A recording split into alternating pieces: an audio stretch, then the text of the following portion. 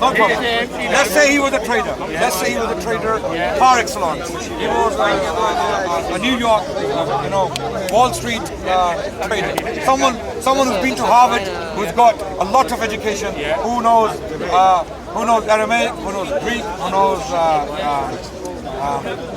ancient Egyptian hieroglyphics. Okay, so the Quran doesn't have one statement; it has many statements in it. No. Some very specific. Such as Quran has statements on history, historical facts. It has statements on natural phenomenon. What historical facts have been Okay, amazingly, it's chapter 12 of the Quran. When you read it, it is the story of Joseph, and it was revealed in Mecca.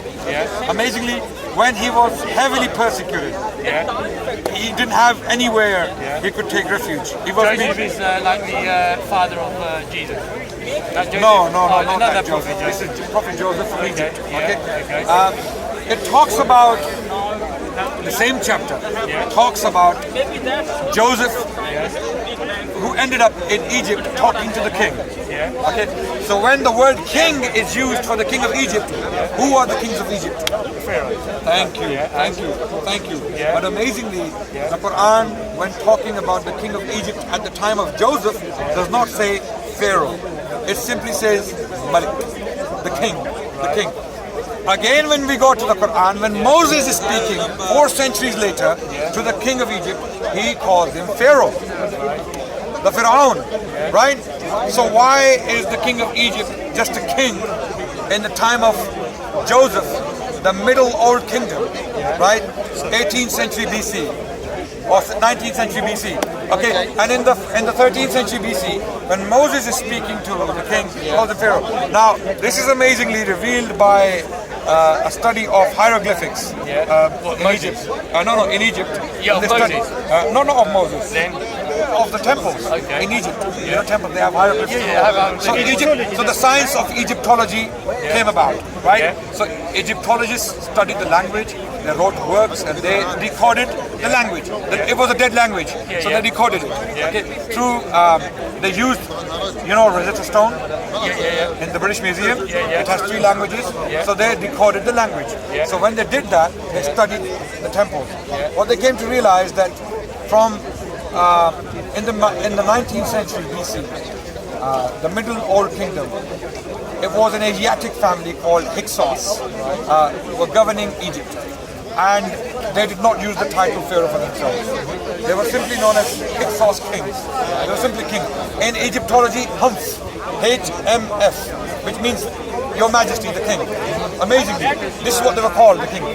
But in the New Kingdom, in the 13th century BC, the hieroglyphics suddenly start to refer to the king as the Pharaoh, as the great house. Pharaoh actually means the great house, as the Pharaoh.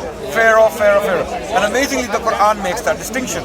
And if Muhammad was copying the story from the Bible, when you go to the book of Genesis, Abraham in the 19th century BC is talking to the king as Pharaoh. Joseph is talking to the king as Pharaoh.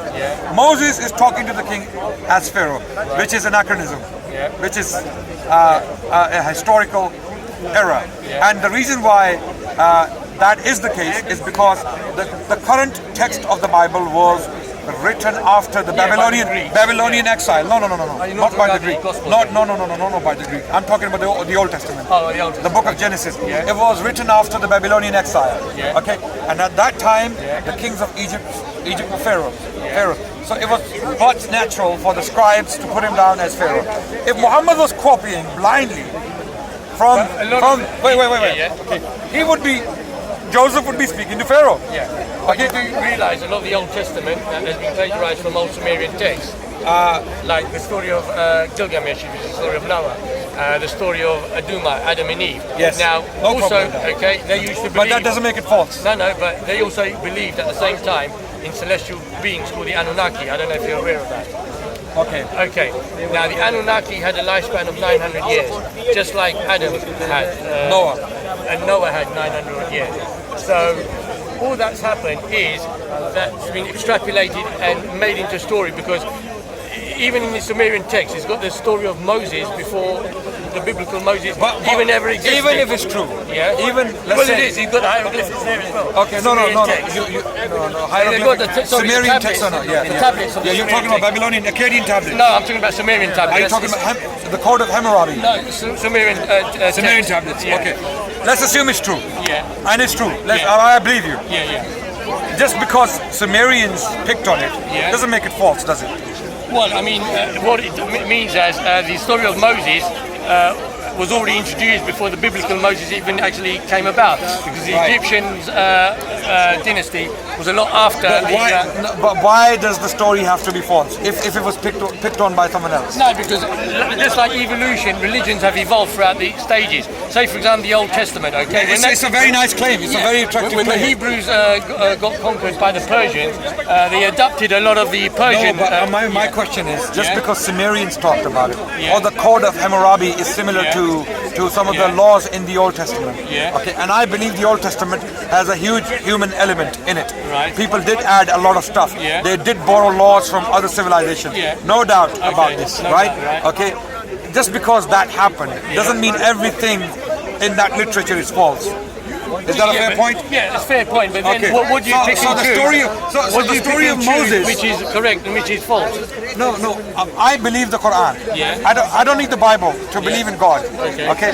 I believe Bible has been changed, corrupted, manipulated, altered by scribes for a number of years, for a number of reasons. So I don't believe the Bible to be authentically transmitted from what Moses or Abraham or Joseph had delivered to the Jews.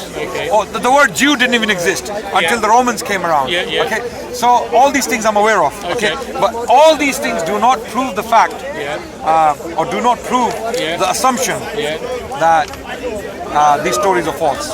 Okay, there is no way of you doing so that. likewise, how can you authenticate your Quran in the same way? I have a number of reasons for that. Historical accuracy, the lack of ability on Muhammad's part to be able to produce something like the Quran.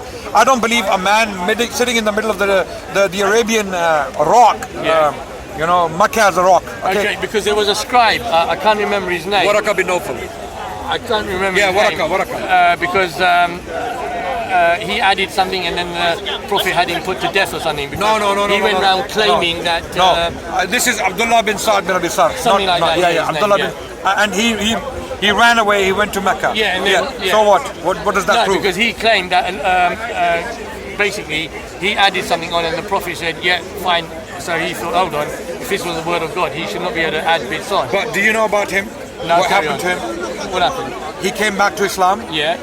Okay, and he served Islam better than other companions had. Well, I mean, wait. Okay. He was made the leader in Egypt. He led the Egyptian army. Abdullah bin Sa'd bin Abi Sarh. If he knew what he claimed was true, why would he put his life in danger for Islam? Well, why would he go on the front line and fight for Islam in Egypt? Why would he do that? Why would he put his life in danger in the first place by claiming all these things that? No, but why? Okay, fine. He's a hypocrite. Let's assume. He's a hypocrite who doesn't believe in Islam. He can sit in Mecca, enjoy his life with his wife and children. Why does he need to go to Egypt? Maybe he would have been put to death. No. He had the protection of the Prophet. Why? How? Because the Prophet said 10 people, even if they are hanging on to the Kaaba, the cloth of Kaaba, you have to get rid of them. Why? Because they have committed these crimes. And Abdullah bin Sa'd bin Abi Sarh, his crime was lying on the Prophet, deliberately going back to Mecca and telling people that this is what was happening. But wasn't he also connected to one of the caliphs, and that's why... Uthman. Yeah. Okay, so what happened was, Uthman came with Abdullah bin Sa'd bin Abi Sarh, and the Prophet was upset with him. And Uthman said, Ya Rasulullah, allow him. He repents. He is asking for forgiveness. Forgiveness for what? For what the lie he had attributed to the Prophet. But then there's also another thing wait. where the Prophet and then the Prophet ﷺ did not want to forgive him.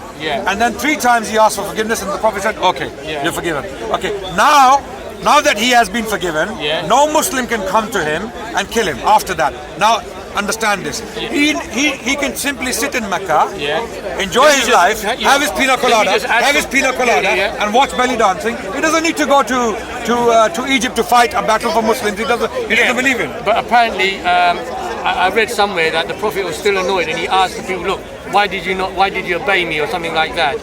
No. Didn't you He said, see how- why did you not strike him? Yeah. Why did you not? And they said, Ya Rasulullah, we were waiting for your command. Yeah. Okay. And he said, now it's done. It's forgiven.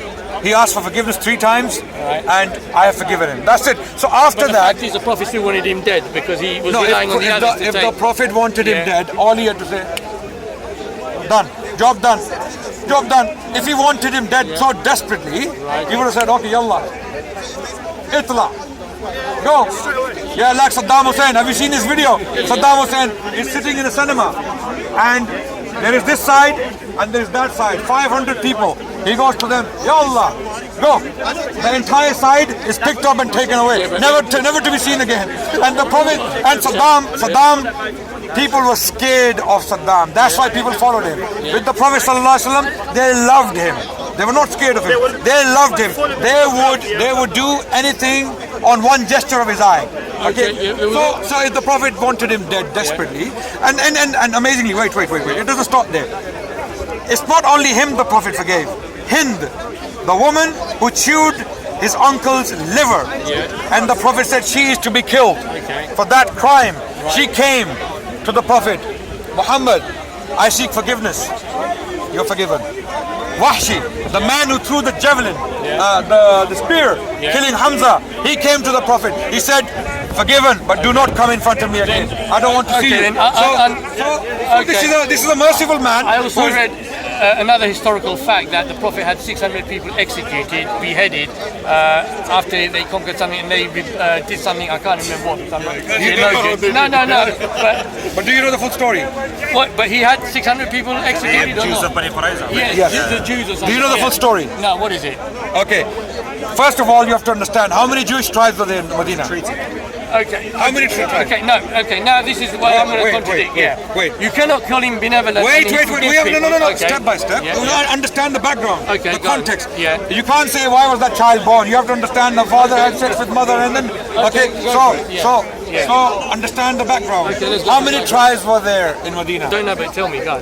Banu Shutayba, Yeah. Banu Jafna, Banu Thalaba, Banu Harith, okay, Banu Qurayza, Banu Nadir, Banu so how many lists is- list goes on, Okay. and the list is in the Treaty of Medina, Yeah. the Constitution of Medina, Yeah. which can be found in Ibn Ishaq. Okay, it is in English. You can go and find it. Okay. The list of Jewish tribes is there. Yeah. Why was one tribe picked and the others left? Okay, tell me that. If it was a general policy, Yeah. all of those people, they were sitting ducks. Yeah. And the Prophet had the power and the weapons to deal with Yeah. So- why was this tribe picked? Okay, so tell me why. Okay, this tribe in particular, not the tribe, men. Yeah. Fighting men from the tribe, by the way. Yeah, We're not talking about women and children. Okay, we're talking about Yeah, the they're all fighters. men who are beheaded. Yeah. Muqatilun. Yeah. Muqatilun means people who have the ability to fight. Yeah. Okay, these people had a treaty with the Prophet Yeah. that, and the treaty is what? The Treaty of Medina. Yeah. And you can go and read it Okay. and see how fair it is. Yeah. The Prophet said Jews are one party, the Muslims are Yeah. another party. Yeah. We are two different parties, Yeah. and we are united politically. Yeah. We will defend each other. Okay. When the Jews are attacked, and their tribes are mentioned, all of them. Yeah. Okay, some of them they fulfilled the treaty. Yeah. They didn't go against it. Right. Others they tried to be naughty. Yeah. So Banu Qurayza Yeah. tried to be naughty the first time. Yeah. You know, during the Battle of Badr, Yeah. they were trying to provide intelligence to the Qurayshis to Yeah. harm the Muslims, and the Prophet heard about this, and he ignored it. Yeah. Now the Battle of the Ditch, Yeah. year 5. Year 5, the Prophet is surrounded by Yeah. 24,000 Yeah. men, the largest army any Arabian establishment ever assembled, okay, yeah. against one group. And the Prophet is surrounded by an army of 24,000. It's called Ghazwatul Ahzab, the war of armies, not one army, it's different tribes. The Jewish tribes from Khaybar came, Banu Ghatfan, a huge tribe, they came, and the Qurayshis. So it was a coalition surrounding the Prophet in Medina with his 300 companions. There were 3,000, 2,700, they lost their nerves, okay, and they went back. Only 300 remained with him. You know, die-hard followers that we will live and die with the Prophet. Okay, now they're surrounded. Banu Qurayza, Medina had 3 sides. One is Banu Qurayza, and they're protecting one tribe. Okay, and the Prophet has treaty with them, so he feels safe that these guys will not betray me. One side is a rocky terrain where no army would penetrate because they would destroy the camels and horses. Anyone who keeps horses knows that you do not take your horses on. I understand you've got a very good historical background, but my question... No. Okay, I'm coming to the question. So that you understand how much... No, I know. My point is, look, I can understand he had so many reasons. No. He didn't do it. Yeah, he didn't. He didn't do it. No. Wait, what happened? See what happened. So one was rocky terrain, and the third place was open. Open. 20 yards. This is where they dug the ditch. Okay, to protect Medina. So there was a ditch between the Qurayshi army. Okay. So and the Prophet ﷺ was inside with his companions, and the Qurayshis couldn't penetrate. Okay. Now the Banu Qurayza had sent envoys to the Qurayshis. We're with you. You can attack them from behind. Okay. The Prophet heard about it. The Prophet sent his companions to negotiate. Do not go against your treaty. They said, no, we will annihilate you. We will destroy you. This is what Banu Qurayza, one tribe, one sub-tribe. Okay, the Prophet could have said, okay, all of you are the same. All of the Jews are same. Okay, but he's one tribe. Okay, that one neighborhood. The Prophet said, do not break the treaty, because then there will be punishment. And they said, no, we will, because they thought 24,000 men, these guys are finished, they're dead, they're over. Okay, army's gone. A storm comes, the army, the tents are lifted, they're gone. Okay. Banu Qurayza left behind. And the Prophet said, no, we do not take our armors, we go back straight to Banu Qurayza, we'll deal with them now. Because they are a treacherous threat to us, to our existence. So he went there, and when he went there to the castle or the fortress, they would, from the walls, they were insulting the Prophet. They were throwing insults. So this is a behavior of an adamant enemy. This is not an enemy who is ashamed, who is remorseful. This enemy saying, okay, so what? You know, they're showing. So Ali, the Prophet's cousin, he said, do not go next to the wall because we don't want you to see the insults. Okay, the Prophet said, no problem. Okay, so he went there and he told them, surrender, okay, and we will discuss. So they saw no choice. They could see that they've been besieged. There's no way out. They surrendered. Okay. So all of their men, fighting men, were captured. Okay. And then now the issue of this, what do we do with them? So the Jews, they said, Banu Qurayza, Jews of this particular neighborhood, this tribe, they said, we will only appoint Sa'ad bin Mu'adh as the arbitrator. Sa'ad bin Mu'adh was a companion of the Prophet who had been injured by an arrow in this very battle, and he was losing blood. They said because he was an ally of the Jews of this particular tribe in the pre-Islamic days, so they thought that he will have mercy on us. You know, this guy, we know him, you know, we were dealing with him, doing business with him, so he's lenient. Okay, so the Prophet said, are you sure? They said, yes, Sa'ad bin Mu'adh is the man we appoint as the arbitrator between us. So Sa'ad came. He was brought with the help of other people. He was losing blood. He was dying.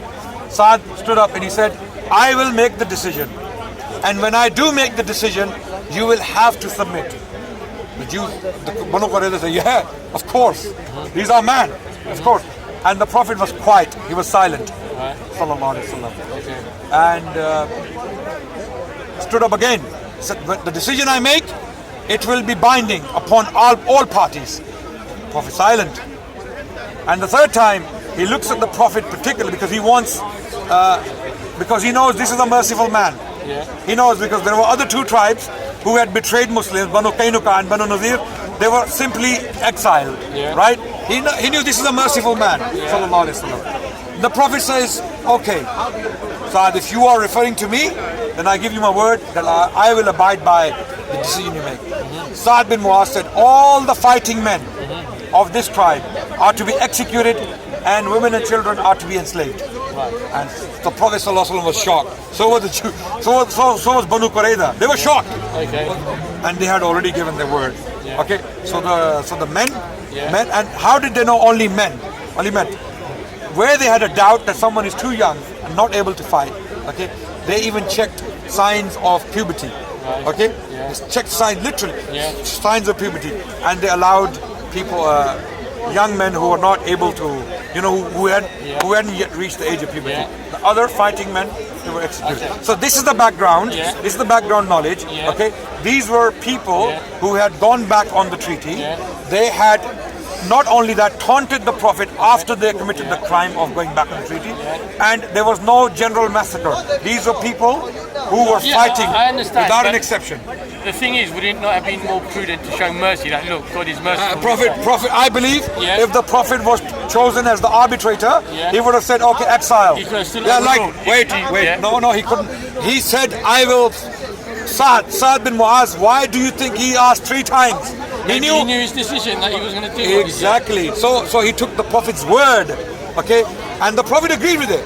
He agreed with it. I'm not saying the Prophet ﷺ didn't agree with it. He agreed with it because what did he say? He said, this is not from me. This is from Allah. Yeah, but then he said this decision has come from Allah. God is not very merciful, like everyone makes out. Okay, if God wants to kill Hitler. If God wants to kill Hitler, if God wanted to deal with the Nazi army, are you going to say that God is not merciful? The Nazi army should have been allowed for a bit more, to kill a bit more. Cancer should not be cured then. Yeah. So this was not an anti-Jewish policy. Are you understanding? I'm not saying it's anti-Jewish. I'm just talking about compassion. I'm talking about compassion, not whether he's Jewish or this, that, or the other. Yeah. I'm just so there were many more people who were dealt like this. Okay, amazingly, the Prophet was so merciful. When people having committed a crime came back to him asking for forgiveness, what did he do? No, Hind, the woman who killed his uncle, forgiven.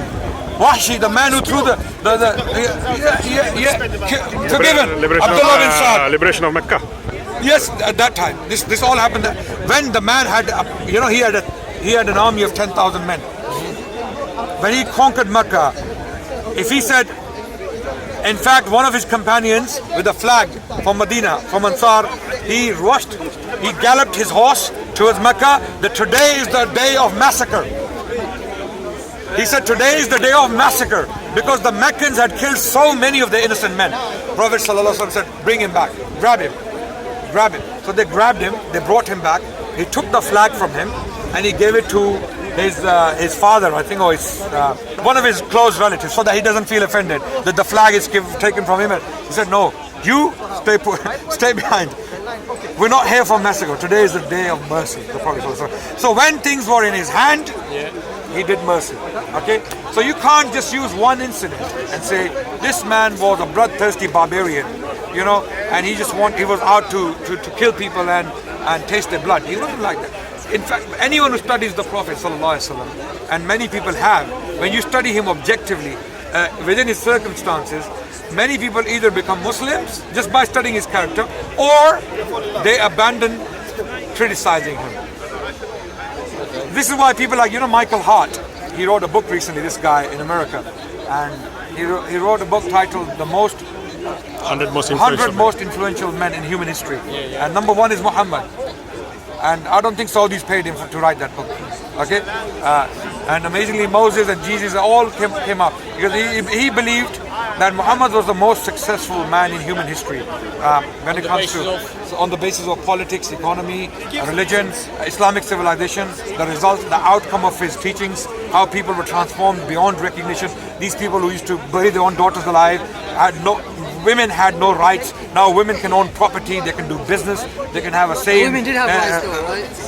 Khadija got married when she was 40, and she was a businesswoman, and she married Muhammad, right? And she was doing business by herself. So this thing about women didn't have rights is not true. Are you sure you're gonna stand by and have a discussion seriously without a smirk? Without a smirk. This is one point. Okay.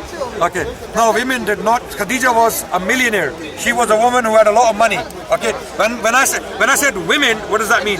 In general, women could be bought and sold. There's a verse in the Quran. There's a verse in the Quran, chapter 4, verse 19. You say they had rights, but they still used concubines and stuff during those times. Who?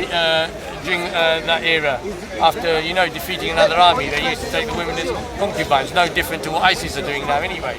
I mean, why do you think ISIS? Why does ISIS come into our discussion? No, I'm just saying, like a lot of the things. No, amazingly, what happens nowadays, it is very unfair to bring ISIS into every discussion on Islam. ISIS only came about when? About 5-6 years ago. No, less than that. Okay, but Yeah. I mean, wait. the Now we theology agree that ISIS only came around. Yeah, 5-6 years ago. What do you have to say for 1,000 years of Islamic civilization? No, but we're talking about ISIS theology, not that they came. I'm saying to send them to hell. Yeah, I'm sure. saying, what do you have to say about 1,000 years of Islamic civilization? Yeah, but Islamic libraries, hospitals, universities, coexistence, peace, justice, protection for Jews and Christians. What do you have to say about that? Ottomans, then the Umayyads in Spain, Well, the and then Ottomans the massacred a lot of Ayyubids. Armenians, if I remember correctly. When was that?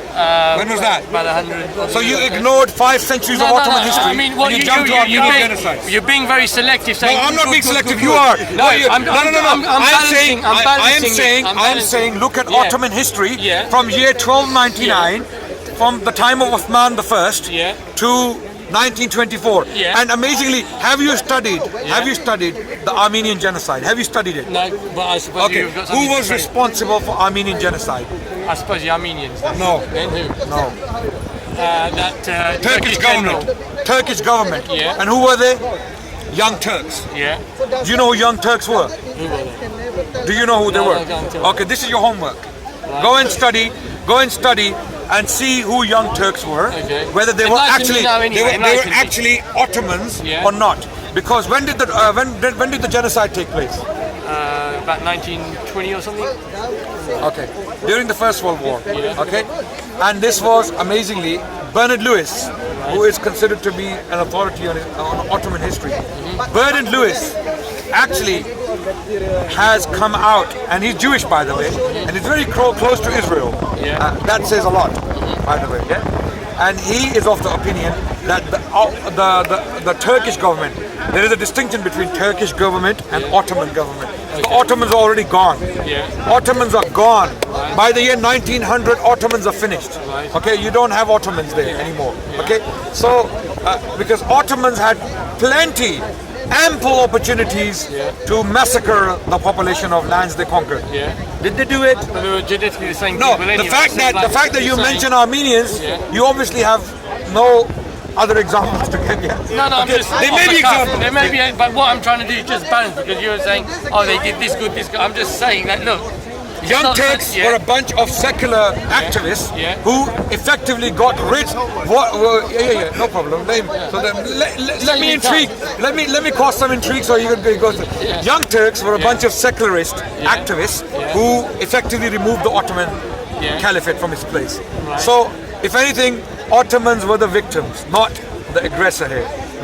If the blame goes to the Turkish government, it goes to Young Turks. But Bernard Lewis even disputes that. He goes, it was not the government policy, it were the people, the Turkish people in the countryside, who started to attack Armenians because the Armenians were siding with Russia.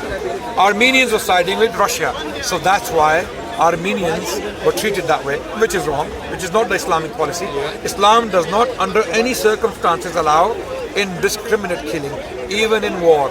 Even in war, the Prophet Muhammad and his teachings are very, very clear that even in war, do not cut trees, do not scatter beehives, do not kill animals unless you're going to consume them for food, do not destroy buildings, do not demolish churches and monasteries, okay? Do not kill women, do not kill children, do not kill the elderly, do not kill monks and priests who are living in the monasteries. And the list goes on. And all of this comes from the Prophet. If we have clear-cut teachings of the Prophet, peace be upon him, sallallahu alaihi wasallam, why do we need to bring ISIS up every time we talk about Islam? No, because obviously they believe that they're following the tradition. So did the theology. KKK. So did the KKK. So did the communists. Communists believe they are atheists, right? And they're doing it for atheism, Well, right? no, communism is an ideology, basically. So Yeah, you can't atheistic. just say- An atheistic ideology, right or wrong? Yes? No, it's an idea. Atheism is not an ideology. Communism, socialism, they're all ideologies. And Okay. most of ideologies, they tend to be sort of going one direction as to, extremism. Okay, no problem. Yeah. No problem.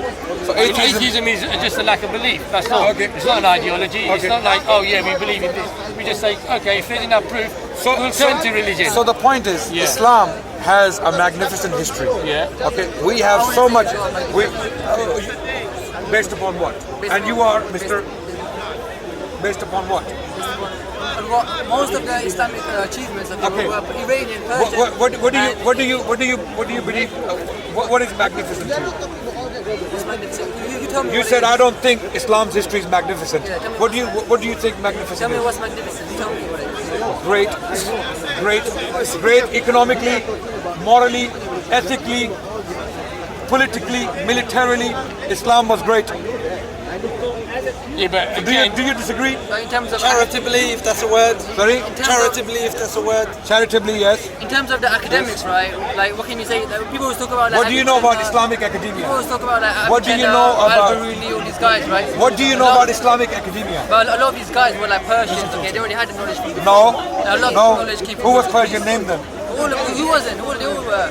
Like Al-Biruni. Okay. Let's say you're. Rumi. Let's You always talk about Rumi, right? wait. Rumi was a Persian. Wait, no.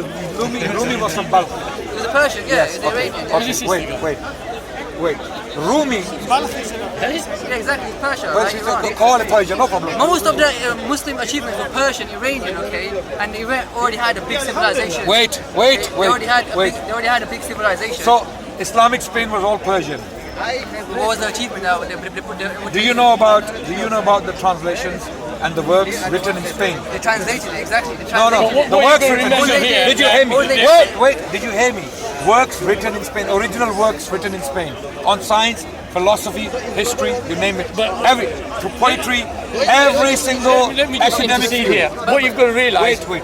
He's just making a claim now. Yeah. So some people just like to, Yeah. they smirk, and they throw things at you and they think Yeah, they but made a point. But I want to show him. I want to show him culture has why a he's great wrong. dynasty, like the Romans did, the Egyptians did. So it's just part Absolutely. and So parcel what of is so many. unique? What is so unique about Islam? That knowledge is already there. Yeah, that's a valid point. Yeah, so Okay, do you want to ask me that question? Go then. What is so unique about Islam?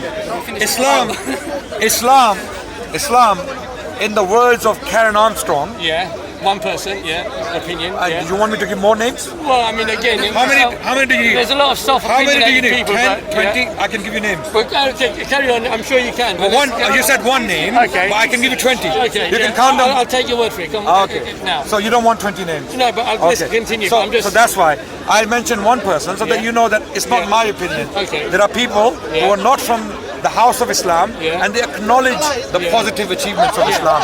Islam effectively Let me brought. but then he'll come across and say, likewise, I can name as many as you do who counteract your argument. But carry on. I'm just going to. Yeah. Bring the names. Yeah. Anyway, Bring I'm the just going names. to. What he's going to come across. Yeah, But no carry problem. on. Bring the Okay. names. You can bring them. Do you have any names? Yeah, I'm one of them. And who are you? You might be. I'm not going to give my name, but I'm a Why not? He's not You're a famous. professor. No, I'm not famous. You're a professor in history. Are you a professor in history? Well, I could be. Okay, no You problem. want me to leave Anyway, it? let's continue.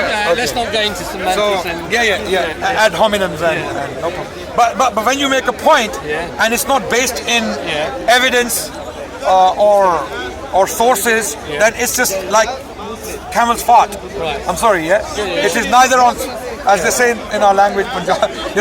Are you from? No, carry on. I'm from, Yeah. my half of my family is from Punjab. Okay. They have a saying, yeah. When camel farts, Yeah. it's neither it's neither in the sky nor on the earth, Okay. because it's in the middle. Okay. Right? So when you make a claim like camel farts, Yeah. it's just a camel's fart, Okay. right? So unless you bring evidence, sources, right? So my point is, Islamic civilization Yeah. wasn't only Persian. You're wrong. Okay. The Okay. great Even let's say 99% of them Persian. Let's say who are they? Muslims or non-Muslims? Who are they? How is If it? I can So interject, if there's something special about Persians, why were the Sassanids? Why were the Sassanids not able to produce people like Ibn Sina, people like Al-Farabi, people like Yeah. Ibn Nafis, The Persians people he's like referring to is the Rumi? Persian Why Empire were the Sassanids prior not to, able to do so? Why did they have to be Muslims and then suddenly wake up and lo and behold, you see Persians coming out with poetry, science, literature, Persian religion, poetry theology. predates Islam. The Persian literature predates Islam. It's not, it's Islamic. Where is it? Where is it? there. Where is, okay, such as... Shahnameh, have you not read the Shahnameh? Is it pre-Islamic? Yeah, Shahnameh was pre-Islamic, right? Okay, when was it written? When was it written? It was written, it was compiled by Firdausi. When? About 1,000 years ago, but when? the story predates it. Okay, wait. The story is So you know when it was written, right? Yeah, 1,000 years ago, yeah. Written where? Khorasan. It's from Khorasan. Where? I don't know, I can't remember where. I don't know where you were living. In the Ghaznavid court. Yeah. In the court of Sultan Mahmud Ghaznavi. Who asked Firdausi to write Shahnameh? He wrote it himself. He was asked to write. No. Do you know the history? Yeah, I do. Do you know what happened? Yes, I know what happened. Okay, what happened? He wrote but you didn't know you didn't know where it was written. So how do you know? He wrote the Shahnameh because he wanted to compile Persian history because the Arabs and the Arab culture and religion. It is not history. Shahnameh is not history. It's legendary history. It is fiction. It's legendary history. Okay. It is not history. Hello. Yeah, but legendary means legend is not history. No, but it's history. It's an oxymoron. When you say legendary history, it's an oxymoron. It's the knowledge that was passed down. Okay, so it's not history. It's either legend or history. Zeus, you can't say it was history because that was legend. No, that's mythology. Listen, it's either legend or history. Are you telling me that the Kayani dynasty did not exist? I'm asking, it's either legend or history. Iran is a legend. It's history that was passed down. Have you read Firdausi? Yes, I've read the Shahnameh. All of it? Yes. Okay, so give me one example, one story. Whose story have you read?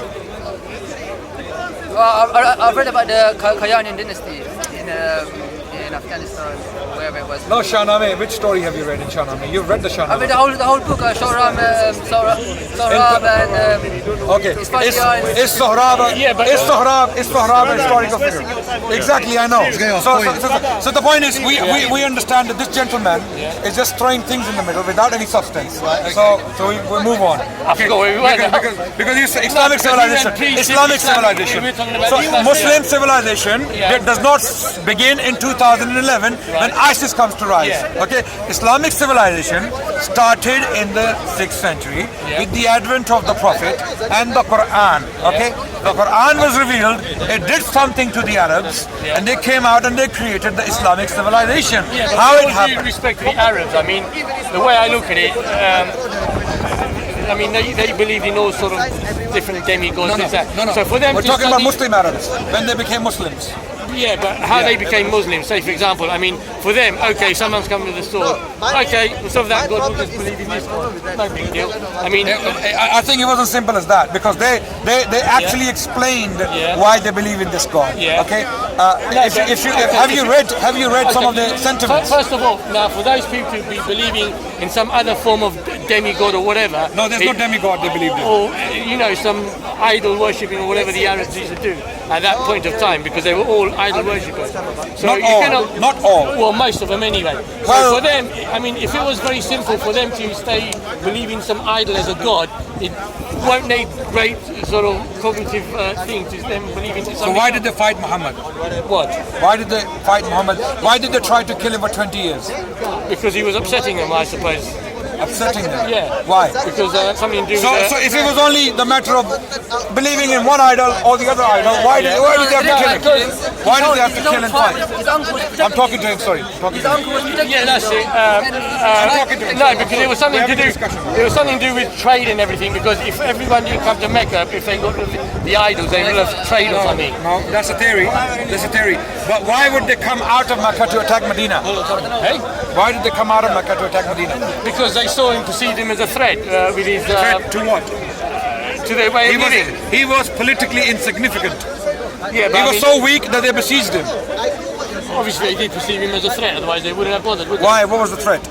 I'm not a historian, but... So the new faith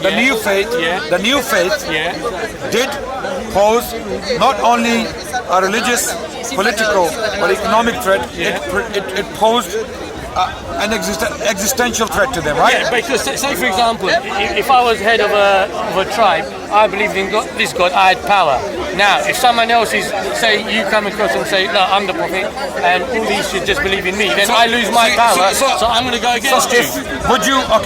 If you didn't have firm belief in something, if you believed in something, let's say, if you don't have a firm belief in something, you just changed one bicycle to another bicycle. No, but they one tend car to follow another their car. tribal leader, don't they? Okay. So they would fight and die for the tribal leader. Yeah, I mean that's what they used to do at the time. Remember? Right. Okay. So they would simply go out and fight the Romans and the Persians just because they love the tribal leader. Well, I mean people still do it. They join the military. No, they don't. They don't. Of course they do. I mean you look at. And they die of depression. You know the American army? Yeah. Yeah. Those who've been to Iraq? Yeah. You know the suicide rate? Yeah. Okay, so why were Muhammad's companions not committing suicide? Yeah, If you know why these people are committing suicide? Because they don't know why they're there. Yeah. They don't know why they have to kill children and women and bomb civilian areas. They don't know. But Muhammad's companions did no such thing. They believed that they were fighting for a just cause, and they established peace and justice in the land. And that's why they were so happy. Yeah, but and that's why they kept going as far as southern France and northern China and down India in Sindh. Okay, within Muhammad died, peace be upon him, in 632. Yeah. 732. Same reason- 732. Yeah. Exactly a century later. Same reason as the Christian Crusaders went across and looted Jerusalem, I suppose. No. Was there faith in their... No. So you cannot make the same analogy the there. Crusaders. The Crusaders. Crusaders barbecued Muslim because they were hungry and dogs. Muslim didn't do that. That's the difference. Well, that's Marathon Oman. This is one incident where the Crusaders they cooked people and ate them. Yeah, Muslims didn't do anything like that. Yeah. Okay, Muslims had principles. They could not go and cause indiscriminate destruction. Okay, amazingly, even archaeology highlights the point that Muslims, when they took cities, they flourished. Yeah. They started city of Jerash, for example. Jerash in Jordan. Okay, it was a Greek city. Then it became a Roman settlement, and then it became a Christian settlement, and then the Muslims, the Umayyads, established their center in Jerash. It's still there. Archaeologists have studied that in the Muslim period, the economy of the city boomed. It exploded. You know, people became very prosperous, and we're talking about Jews and Christians and Muslims. Yeah. Okay, and Muslims were the minority, by the way. Muslims were the minority, ruling class. They were only ruling, and the masses were Christians mostly, right? And they became prosperous after Muslims had taken these cities. So the claims of devastation you hear from Islamophobes or Islam haters, such as Robert Spencer and people like that, who's teaching the American military, amazingly, you know, these are all lies. These are all lies. So the bottom line is, when you study history objectively, you come to realize that there is a lot of people don't understand. You know, there's a lot of people don't understand. But I'm sure And they make assumptions there'll be and other claims. historians who'll be looking at it from different perspectives. Bring them all. I'll have to look it up. I'm not going into the history. So when it depends what you want. Do you want objectivity or you want accountability to my view? We want the truth. Thank you. Okay, so for that you go and study academics. Okay, what academics are telling us that when Muslims took these settlements, they flourished. We do not see any signs of devastation in archaeology. In archaeology, we do not signs of devastation. We do not see signs of devastation. Okay, in Spain, in the Middle East, and in Far East. India.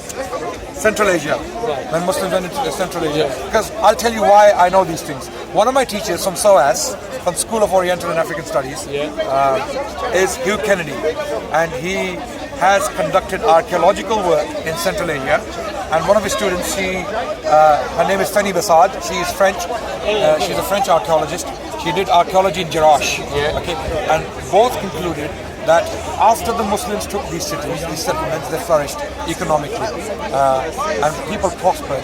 And they can tell from different, they have different ways of assessing pottery and how buildings are constructed and how people lived and their food. Even from the food, they can tell whether they were happy or not. You know, the quality of the food. Yes, archaeologists, they conduct very delicate work and they come up with these conclusions. So archaeology is in favor of Islam, by the way. Yeah, but when archaeologists dig up all these hominoids and things, then you're a bit... No, that's paleontology. Yeah. That's paleontology. Yeah, yes. but, I mean, a similar field digging up and then... yes, and then, it is. You wanna, It is. well, It I is. don't believe this, It I is. don't believe No. Then- I have no problem with it. Yeah. If they can find me a missing link, you know. Well, they've got, look, say for example, there's enough evidence there, to substantiate that, What do you mean? Evolution. No, I'll tell you. Okay. The weakest point in evolution is the fossil record. Did you know that? Yeah, but then, That is the weakest point. Okay. The strongest point for evolution is genome evidence. And DNA and DNA, and embryology. Embryology, which is again interpreted. This is evidence that is seen by scientists and they interpret. And I don't blame them. Tell me how they've interpreted DNA to be wrong when it's so precise. No, it is not. DNA doesn't tell you that I was once upon a time a primate, and then suddenly, slowly, species transformed and drifted. But then, DNA doesn't. You have to interpret. You have to interpret data. So similarities, for example, chimp and human genome. There are similarities, and from similarities, scientists conclude and they assume that there was a common ancestor. There's a link. Okay, but when I look at a chimp and I look at humans, I don't need the DNA evidence. We're talking about, look, if I were to show you a caterpillar, and if you didn't know that it evolved into a butterfly, you say no, totally not possible. But because you see it in a very I have no issue with microevolution. I have no problem with I that. agree, but Can you give me evidence for macroevolution? But you do know No. that Can you give me empirical evidence for macroevolution? it's too long, so obviously you cannot observe it. No, but the fact is, okay. Until you give me evidence. Okay, you do know that chromosome number 2 has been fused. This is not. It's been fused. That's a fact. You cannot deny, okay, that chromosome number 2 has been fused. They've found the 2 telomeres and the centromere in the middle, and that's why they're 100% sure. Otherwise, we would have had the same amount of chromosome pairing as the So great why ape can you not chimpanzees. show me any evidence? Well, they're showing you. They're showing you chromosome number 2 where it's been fused. Look it up. I mean, it's there. It's not for me. You know, if you say you want to find the truth, it's there. You just have to sort of accept it, because the problem is you have a So supposition. why can God not do this? Why can God not? Why can God not diversify species? Yeah, but this is the whole point. Why do you have intellect and chimp doesn't? Amazingly, Yeah. horse is more intelligent than chimps are. Dogs have more intelligence than chimps. Right. So And more loyal. more loyal and more able to. So chimps. Why do chimps have less intelligence than other animals we have? And in that sense, we are closer to them. No, but in terms of Dogs don't work as a team. Brother, you'll be quiet. Work as a team, okay, and hunt and stuff like that. They can do quite a lot of things. and they organise themselves into a hierarchy, just like humans. They've done experiments. Now the thing is, look, sometimes you want to embrace science, and sometimes when it goes against, like you look at the DNA and it's a fact. Can you show me any evidence? I'm saying chromosome number 2. Have a look. Okay. That is the evidence. Okay, is it interpreted or not? It's not interpreted. It's a fact. It's not a. I'm not denying the fact. Yeah. I'm saying, what inference do you make from it? Okay. The fact is Is okay, the conclusion? inference, Okay, wait. Is the conclusion inferred or not? It is, because had it not Thank you. basically had it not combined, okay, we would have- Why can God not do it? yeah, but then why can his God not do it? He might believe in some other God. No. Well, let's say one. Call him the supreme being. Yeah. The one. Yeah, but then what you claim that we're not from chimpanzees, okay? No, It goes- evolution doesn't say that we are from chimpanzees. no, he says we're from It says we're ancestry. primates, From ancestry. right? Okay. Yeah. So, but there was the fact is, diversity in species. Now I'm asking, Yeah. why could God not plan that? God made species, and then He said, "This branch humans, Yeah. okay, and they are not chimps; they are humans. That branch chimps, and they are chimps." yeah, but then if you want to bring logic into it, why did he wait? Say the Earth is 4.5 billion. Our species, as Why did God do this? Why did God do that? Yeah, but me and you can find out yeah, on the day of judgment. The fact is, okay. That's too late. No. The fact is, you too tell late me, for you. you tell me that you know what God means by this, that, and when something you cannot explain, because the mystery. I can't explain many things. I can't explain this gentleman away. Yes. I can't understand why is he the way he is. Okay. Yeah. So the point is, there is so many things I can't. I can't explain why my son is the way he is. Let me tell you the beauty about religion. Say, for example, I'm going to cross a road. I'm going to say, you know what? I have so much faith in God. I'm going to cross that busy road, blindfold myself, right? One of 3 things can happen. If I walk across, nothing happens, I say, look, God exists, He protected me. Second scenario, I could get knocked down slightly, hurt myself, and I could say, you know what? I could have died, but I must have sinned, so God saved me. Third scenario, I could walk across the road, get run down, get killed, and then say, God granted me paradise. So either way, you cover yourself, and this is the whole beauty why we can't argue with you.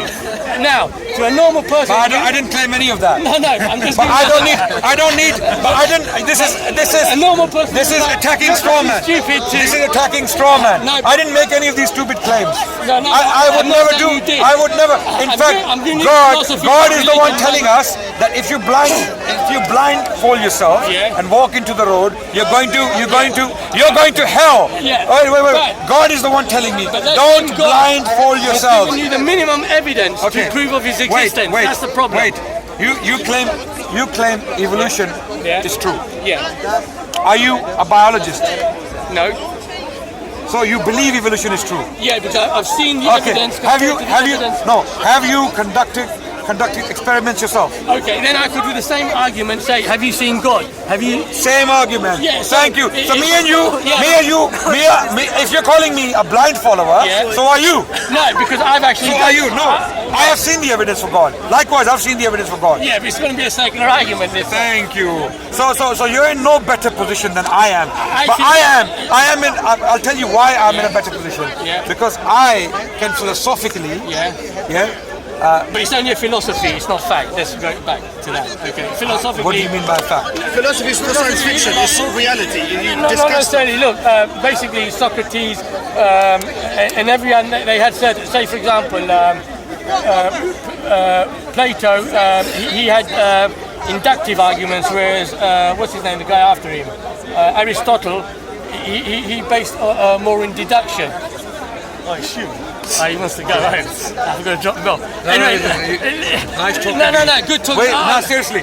We can continue talking for another Yeah. 10 hours. Yeah. Your kids are more You important. know, my kids, that's the problem. Nice talking. What's your name? Mustafa. Mustafa! Mustafa! Come back, Mustafa! Come back! Come back home, man! No, the thing is, I was religious up until a year ago. Listen, then- continue, keep talking. Yeah. Are you coming back to the park again? Well, my wife gets a bit pissed off when I'm down here, so... No, just come back. Just Yeah. come back to the park. We keep talking. And one day, Mustafa... I'll turn you into an atheist. Come back. You'll have to work very hard. It's not. I ask God to take me before that happens. I would rather. No. But you have to understand that we just don't believe in God because we are blind followers. Yeah. Okay. I have intelligence. Yeah. Okay. Yeah. I think, Yeah. I assess, I Yeah. analyze, and I wouldn't like to waste my life doing rituals. I understand. For no because reason. I had I the can go to argument. Brazil. I can go to Brazil. Yeah. Join the carnival. Yeah. And have a pina colada on the beach. Yeah. And have a swim. I can Yeah. do that. Okay. But the same argument you But I can give- still do it being a Muslim. Yeah. But as long as there is no fitna. But the same conviction you will tell me what you just told me, a Hindu or someone of the other No, they faith. don't. They don't. No, They they don't. have the same conviction in his faith. When I speak to these people, Yeah. a lot of these people, you come to realize they have ignored basic facts of life. Yeah. Basic facts of their religions. You speak to a Hindu, he will know. I mean, in my opinion, bring someone. I have never had the opportunity to talk to a philosophical Hindu. I would love to, and ask them why would Are you you. telling me there's no philosophical Hindus? There are. I'm sure there are very intelligent Hindus in India, in this country. I haven't had the chance to speak to anyone. Okay. I better go. Thank you. I'll see you Mustafa, later. nice Take talking care. to you. You too. Hey, you're gonna be on. He actually wanted. He wanted me to debate, so he could be on YouTube. Say hi. No, he's on YouTube. No, YouTube on YouTube. Why do you think I wasted an hour with you? Nice talking to you. Take care. He wants to speak to you.